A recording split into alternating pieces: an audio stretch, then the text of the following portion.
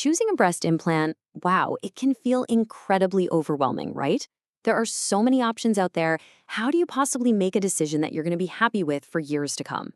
Well, today we are going to cut right through all that confusion. We'll break down an expert's guide to the most important things you need to know to get the results you want. This question is the start of so many consultations. And look, it's a totally normal way to feel. But here's the secret. The answer isn't about finding the single best implant out there. The best implant is the one that's right for your body. So let's completely reframe this. Instead of asking, which one should I choose, let's start asking, what does my own anatomy require? Now, before we jump into all the different options, we have to talk about why this decision is so critical. Because if you make a choice that ignores your body's natural structure, well, that can lead to some really serious long-term complications. Two of the biggest issues that can pop up are implant displacement.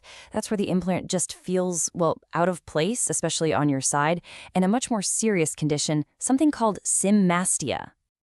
So what in the world is symastia? Basically, it's when the tissue that separates your breasts gets damaged, and the implants end up merging right in the middle. That natural separation between them, it's just gone. And our expert source does not mince words on this, calling it a disaster. That really tells you everything. It highlights just how severe this is and why getting that initial choice right is so important. This isn't just a small aesthetic problem, it's a major surgical complication. Okay, so how do we avoid these potential disasters? It all comes down to one single guiding principle, a rule that honestly simplifies every other choice you're going to make. And that number one rule is all about your anatomy. This is it. This is the golden rule, the most important takeaway. Every single decision you and your surgeon make must respect the natural width of your breast.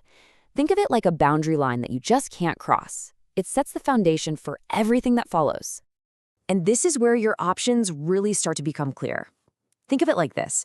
The width of your breast is a fixed measurement. It's non-negotiable. But the projection, that's how far the implant comes forward, that is the variable. That's the part you and your surgeon can actually play with. You can add more forward projection, but you can never, ever go wider than what your natural anatomy will allow.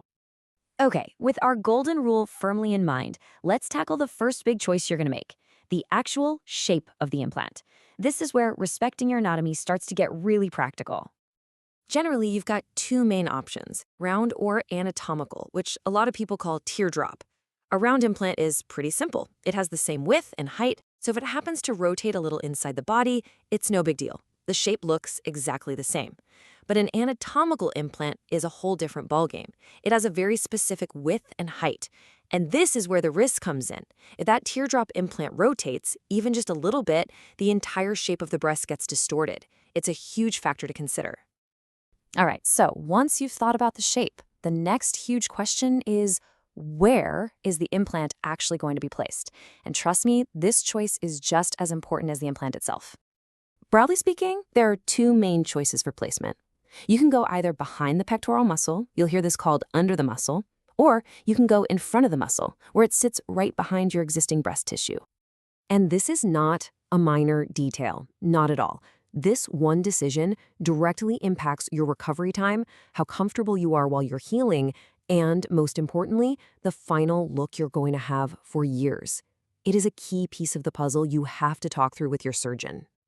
So, let's pull all of this together. We've gone over the risks, we've established the golden rule, and we know the key decisions. So how do you actually use all this info to have the best, most productive conversation with your doctor? First and foremost, you have to let go of the idea that bigger is automatically better. The goal here is a result that is beautiful, that's natural, and that is in harmony with your body. The best result always comes from what's suitable, not just from size. The whole idea is to walk into your consultation with this simple framework in your mind. Number one, it all starts with your unique anatomy and your breast width. Number two, from there, you can talk about the pros and cons of different shapes for your body. And finally, number three, you can figure out the placement options that will best get you the long-term results you're dreaming of. Armed with this knowledge, you're not just a patient asking which one anymore. You're an informed partner in this whole process. So the next step is turning this framework into a real conversation. making sure the final choice isn't just one you're happy with, but one that is fundamentally absolutely right for you.